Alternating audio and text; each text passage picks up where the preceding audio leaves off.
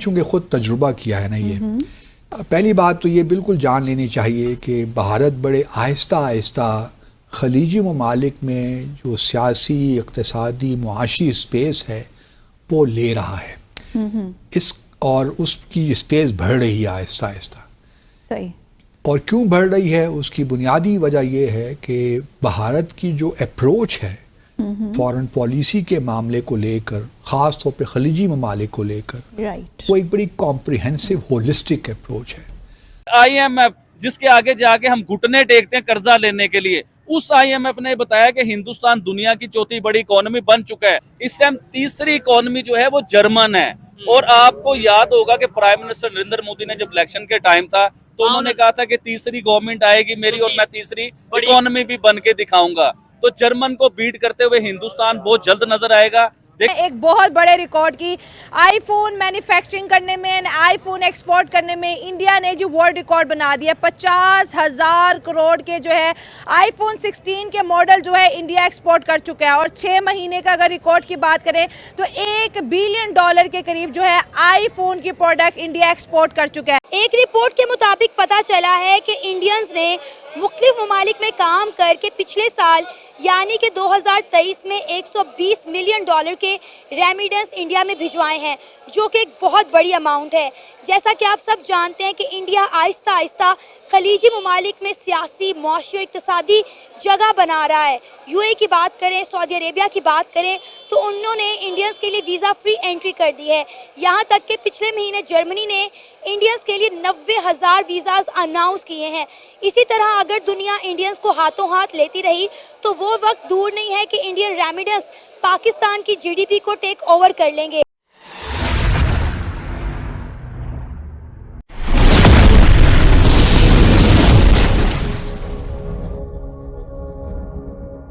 हमारे यहाँ तो ये होता है ना कि हमने एक फ़ैसला कर दिया कि जी हमने अपने जो वर्कर्स हैं तादाद उनकी बढ़ानी है खलीजी ममालिक में ताकि हमें रेमिटेंसेस वहाँ से आएँ। लेकिन उसके लिए जो लवाजमात होने चाहिए, जो बाकी चीज़ें होनी चाहिए, उन पे हमारी तवज्जो नहीं होती। हमारा मामला ये है कि हम चीज़ों को आइसोलेशन में देखते हैं, साइलोस में देखते हैं। और जब मैंने आपको बताया था ना कि हिंदुस्तान चौथी इकोनॉमी बन जाएगा, तीसरी बड़ी इकोनॉमी बन जाएगा, तो आप हंस पड़े थे आगे। लेकिन इस बार मैं आपको हंसने नहीं दूंगा। इस बार आप देखिएगा, जाए फिर दोबारा चैलेंज करता हूं कि हिंदुस्तान 2027 के एंड में या 2028 में हिंदुस्तान तीसरी बड़ी इकोनॉमी बन जाएगा, दुनिया में अनाउंस हो जाएगा, दुनिया के टीवी में, दुनिया के अखबार में ये खबर आ जाएगी। मैन्युफैक्चरिंग हब भी इंडिया बनता चला जा रहा है, एक्सपोर्टर भी इंडिया बनता चला जा रहा है, पीस प्रमोटर भी इंडिया बनता चला जा रहा है, कल्चरली दुनिया के साथ कनेक्ट हो रहा है। और ये जादू कौन कर रहा है? ये जादू इंडिया की यूथ, इंडिया की आवाम, उनके पॉलिटिशियन, उनके प्राइम मिनिस्टर नरेंद्र मोदी कर रहे हैं। और चाइना के अंदर से बड़े बड़े ब्रांड निकल के अपनी इन्वेस्टमेंट जो है इंडिया के अंदर करते हुए दिखाई दे रहे हैं। आज एप्पल है तो कल सैमसंग आएगा और उसके बाद लाइन की लाइन लगने वाली है जी इंडिया के अंदर। देखिए, वो इंडियंस बहुत आगे हैं हमसे, बहुत ज़्यादा काम कर रहे हैं। वो इतनी उनकी पॉपुलेशन है और वो ज़्यादा बाहर हैं, वो ओवरसीज़ बहुत ज़्यादा है हमसे। और मैं इवन कि अपना मेरा एक्सपीरियंस है, मैं दुबई से होके आया हूँ रिसेंटली, कुछ टाइम पहले। पाकिस्तानियों को वो जॉब ही नहीं दे रहे। पहले भी हम कई बार ये डिस्कस कर चुके हैं कि जो पॉलिसीज़ होती हैं वो साइलोज में काम नहीं करती। बहुत सी चीज़ें ऐसी होती हैं जो कि मिसाल के तौर पर अगर आप खलीजी ममालिक में ये चाहते हैं कि आपकी वर्क फोर्स जाए, सेमी स्किल्ड लोग वहाँ पे जाएं, वहाँ पे काम करें, उनको जॉब्स मिलें और फिर अपनी रेमिटेंसेस पाकिस्तान भिजवाएं, तो उसके लिए एक मरबूत जामे हिकमत अमली की ज़रूरत है। हिरोशिमा की आप एग्जांपल देना, हिरोशिमा तबाह हो गए, मेरी बात नहीं खत्म नहीं। आप देखे, हम जो बात कर रहे थे वो तबाह होकर दोबारा डेवलपमेंट की तरफ आ गया, वो फिर दुनिया की तीसरी, चौथी, पांचवी बड़ी इकोनॉमी बन गया। हम कहते हैं एटॉमिक पावर है, हमारे एटॉमिक पावर से हमने क्या फायदा लिया? मुझे पता चला है ना कि टोटल जो आईफोन की मतलब सेल्स हुई है ना, 22% इंडिया ने सेल की है, मतलब अकेले इंडिया ने, ठीक है, पूरी दुनिया के मतलब मुताबिक। तो ये मतलब एक बहुत ही अच्छा मतलब रेवेन्यू है। अगर देखा जाए ना तो पाकिस्तान जो है ना वो 1-2 बिलियन के लिए तरस जाता है, ठीक है, और इंडिया तो सिर्फ मोबाइल से इतने पैसे कमा रहा है, ठीक है, मोबाइल सेल करके। अभी मैंने देखा था कि चाइना ने $6 बिलियन के आईफोन इंडिया से मंगवाए हैं। चाइना ने मंगवाए हैं? चाइना ने मंगवाए हैं। हालांकि चाइना तो खुद फोन बनाने का मास्टर खुद है। बना रहा है, लेकिन आईफोन 16 प्रो मैक्स जो है ना, चाइना ने $6 बिलियन के इंडिया से मंगवाए हैं। ये मतलब हाँ, मतलब ये है कि 22% अगर जस्ट इंडिया मोबाइल से रेवेन्यू कर रहा है ना, तो बाकी ऑटोमोबाइल कार है ये वो, तो इंडिया तो बहुत ज्यादा आगे जा रहा है आईटी, इन चीज़ों हाँ में। बड़े पैसे IT भाई में। इंडिया पे तो कहते हैं पैसा बरस रहा है, पैसा भी नहीं डॉलर बरस रहे हैं, तो कह डॉलर। सकते हैं, देखिए अभी अगर इंडिया पे पैसा बरस रहा है ना, तो ये बिल्कुल जेन्युइन बात है। वो सिर्फ इंडियंस को जॉब्स मिल रही है और पाकिस्तान की जो पॉलिटिकल सिचुएशंस है, जो इकोनॉमी है जिस तरह की, इन हालात को देखते हुए वो पाकिस्तान को जो है ना, वो जॉब, पाकिस्तानियों को कोई जॉब नहीं मिल रही। और जो पाकिस्तानी वहाँ पर ओवरसीज अपनी अर्निंग कर रहे हैं, सेविंग कर रहे हैं, वो पाकिस्तान में इन्वेस्ट नहीं करना चाह रहे। क्या वजह है इसकी?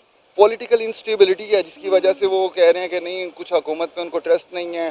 कुछ लोग कहते हैं कि इकॉनमी नहीं ठीक जा रही, इस वजह से वो पाकिस्तान में इन्वेस्ट नहीं कर रहे। वो कह रहे हैं अभी टाइम नहीं है। पुरानी गाड़ियां नहीं चलती उधर, उन्होंने एक लिमिट रखी हुई है कि इस मॉडल से इस मॉडल तक गाड़ी चलेगी, और जो पुरानी गाड़ी है वो दूर देहातों में चली जाएंगी। अभी चेक कर लेते हैं जो ये नहीं हो सकता कि बस आपने ये फैसला कर लिया और आपने कुछ वहाँ पे कंपनी से राब्ता कायम कर लिया, इस तरह नहीं होता। सही। पहले तो ये है कि आपके पॉलिटिकल ताल्लुकात में वो जान होनी चाहिए, क्योंकि सब चीज़ें शुरू होती हैं पॉलिटिकल ताल्लुक, relationships, and that's actually the diplomacy. Diplomacy yes. कि डिप्लोमेसी आप ही किस तरह काम करती है, किस तरह। और मैं मतलब मुझे बाज़ औक़ात थोड़ी बहुत परेशानी भी हो जाती है, क्योंकि ट्रेडिशनली पाकिस्तान को बहुत स्पेस रही मिली हमें खलीजी ममालिक में। हम भारत से बहुत आगे थे, क्योंकि खलीजी ममालिक के साथ हमारा एक मजहबी ताल्लुक़ तो था ही, मुस्लिम ब्रदरहुड, लेकिन उसके साथ साथ हमने इन ममालिक की बहुत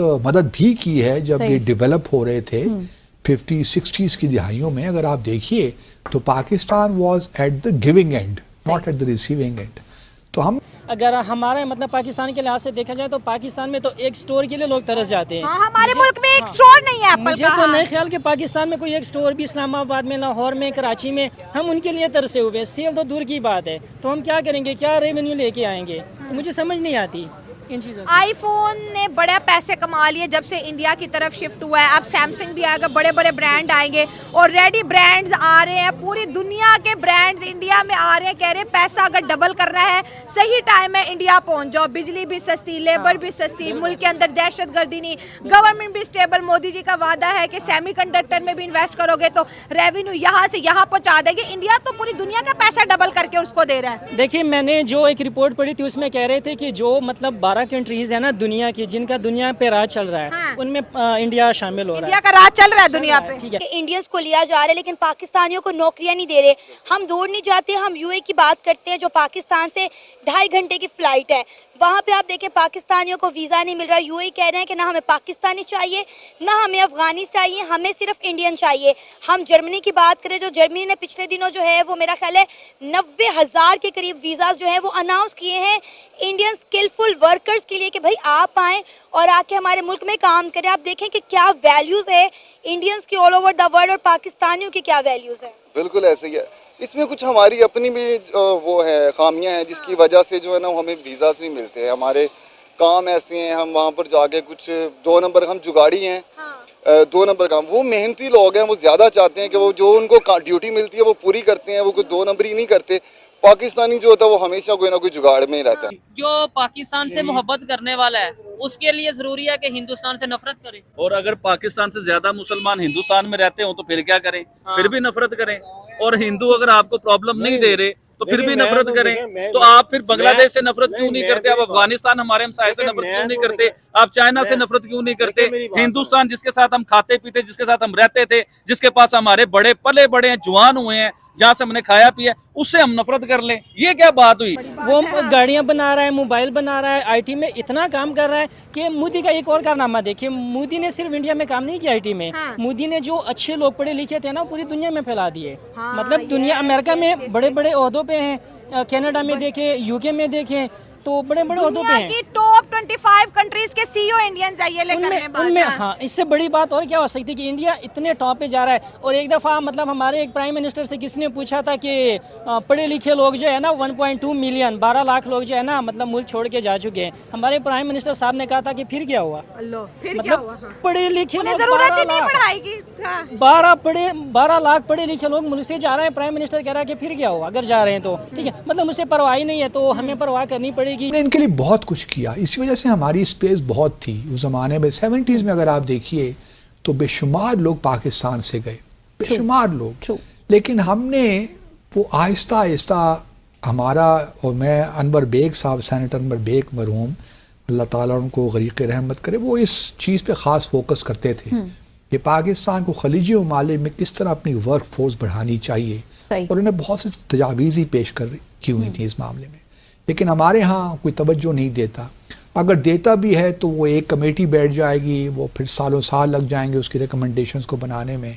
लेकिन भारत ने बड़ा इसको इंस्टीट्यूशनलाइज्ड किया है। पाकिस्तान ने कोई अच्छा काम किया है उधर भी बात करनी चाहिए, उधर भी जबरदस्त। अप्रिशिएट करना चाहिए। ऐसे ही। मुझे बड़ी खुशी हुई सीएम पंजाब, वजीर आला पंजाब मरियम साहिबा के ऊपर, कि बड़ी खुशी हुई कि इन्होंने प्रॉपर एक दिवाली का फंक्शन सेलिब्रेट किया। इवन के इस तरह नहीं कि कोई खबर चलवा दी कि दिवाली मुबारक हो, कि टीवी पे खबर आ गई, कोई अखबार में खबर आ गई, इस तरह नहीं। प्रॉपर उन्होंने एक इवेंट अनाउंस किया, उसमें सिख भी थे, उसमें हिंदू भी थे, प्रॉपर मिनॉरिटी जो है ना उन्होंने इकट्ठी करके दिवाली सेलिब्रेट की और बड़े अच्छे तरीके से सेलिब्रेट की। जो हमारे पाकिस्तान की अपनी जो गलतियां हैं, पहले उनको गवर्नमेंट के तौर पे सारे पार्टीज़ को एक साथ होकर ना वो सॉल्व करनी चाहिए।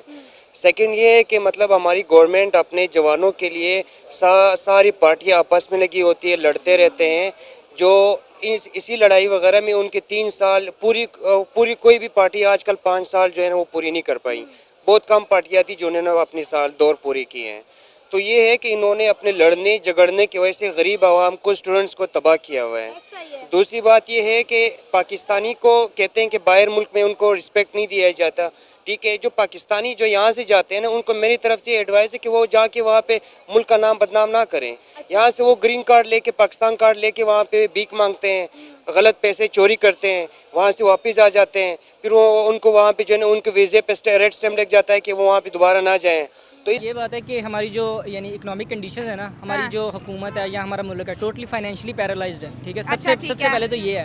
और दूसरे जो इश्यूज हैं पाकिस्तान में, सबसे बड़े जो इस वक्त क्राइसिस का पाकिस्तान को सामना है वो है सिक्योरिटीज़। अब देखें, आपको पता है जिस तरह यानी इसराइल है, ठीक है, वो पूरी यानी एक हब है, पूरी दुनिया की इकोनॉमी इसराइल के कंट्रोल में है। इंडिया में उसके बहुत ज़्यादा शेयर्स हैं, पूरी दुनिया में उसके शेयर्स हैं। ठीक है, अब पाकिस्तान में सबसे जो बड़ा मसला है वो सिक्योरिटीज़ का है। फॉर एग्जाम्पल, अगर एप्पल कल अपना इधर लॉन्च कर देता है, अब मैकडोनल्ड उन्होंने किसी ना किसी तरह यानी इस तरह, क्योंकि हमारी इस्लामिक ऑर्गेनाइजेशन, पूरी हुकूमत भी इस्लामिक और कल्चर भी सारा इस्लामिक है, तो अब उनका एप्पल का बहुत ज़्यादा लिंक है इसराइल से। ठीक है, कल उनका स्टोर बन जाता है तो हम उनको सिक्योरिटी नहीं दे सकते कि हमारे लोग आके, अब जिस तरह रिसेंटली हम देखा होगा पिशावर की एक ऑर्गेनाइजेशन मैकडोनल्ड्स के कई डिपार्टमेंट्स पे हमला किया है। ठीक है, तो ये मसले हैं पाकिस्तान में। इस वजह से जिस तरह अब बहुत ज़्यादा बड़े और भी ब्रांड्स हैं जिस तरह वो मजहबी एक्सट्रीमिज्म की वजह से भी आप कह रहे हैं कि ब्रांड बाहर के नहीं आते, सिक्योरिटीज नहीं दे सकते। अब इधर से 1 लाख या 50,000 कोई लोग निकल आए, उस पर हमला कर दिया उनके स्टोर्स पे या कुछ भी, जाहिर बात है उनकी एक इंटरनेशनल इमेज खराब होगी। इस वजह से पाकिस्तान के जो मेन मसले हैं ना ये हैं। जो प्राइम मिनिस्टर उन्होंने भी सेलिब्रेशन किया, लेकिन उन्होंने जहाँ पे किया वो एक बड़ी स्पेशल जगह, बॉर्डर पे जाके अपने जवानों के साथ उन्होंने। तो साहब, मैं ये अब पहली बार नहीं हुआ, मैं बड़ी देर से ये चीज नोट कर रहा हूँ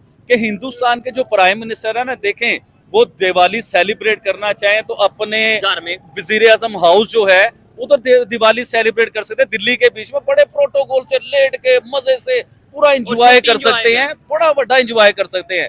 लेकिन उन्होंने वो छुट्टी नहीं मनाई, उन्होंने वो एंजॉय नहीं किया, उन्होंने अपने सोल्जर के बीच में जाके वो अपनी दिवाली सेलिब्रेट करते हैं। क्योंकि